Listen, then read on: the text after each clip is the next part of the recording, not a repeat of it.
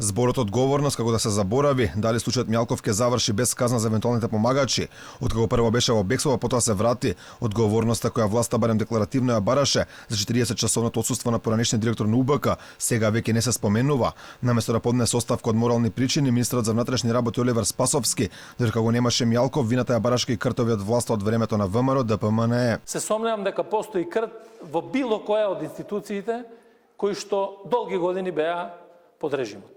И тука не можеме да кажеме со сигурност дали и кој тоа го прави, тоа треба да го покаже истрагата, меѓутоа дека има сомнежи, има, дека е можно да имаме во сите институции кои што се надлежни, низ кои поминуваат овие одлуки, писма и така натаму, да има можност на протекувањето на информацијата. Впрочем, сами знаете како и на кој начин функционираше режимот во тој период и се уште постојат таквите остатоци во режимот во сите тие институции. Системот останат од екс-власта беше виновен за Заев и Спасовски, но како Мјалков се појави, системот за само 3 часа стана добар, па власта со полни усти се фалеше дека на некој начин го фателе Мјалков, иако тој самиот се појави во обвинителството. Тоа денес уште еднаш го повторија на пресконференција.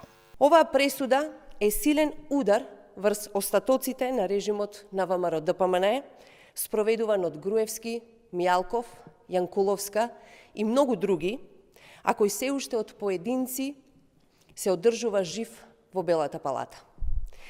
Очекуваме и сите други случаи и предмети кои што се покренати од специјалното обвинителство и од другите обвинителства да добијат разрешница и одговорните да бидат соодветно казнети. Од опозицијата пак остануваат на ставот дека целото ова сценарија политички договор меѓу Мјалков и власта, но дека поради големиот притисок од јавноста, она што е договорено не можело да се реализира како што Заев сакал.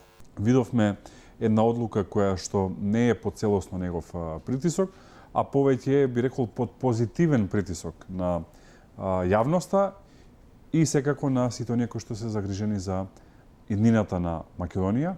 Жал ми е што заради би рекол злоупотребите на бегалецот од правдата, уште неколку луѓе се колатерална штета. По изрекувањето на пресудата, одговорно за случајот со Мјалков побари судиката Женета Бектовиќ. Таа кажа дека мора да се заврши истрагата и да бидат откриени сите детали околу отсуството на поранешниот директор на УБК.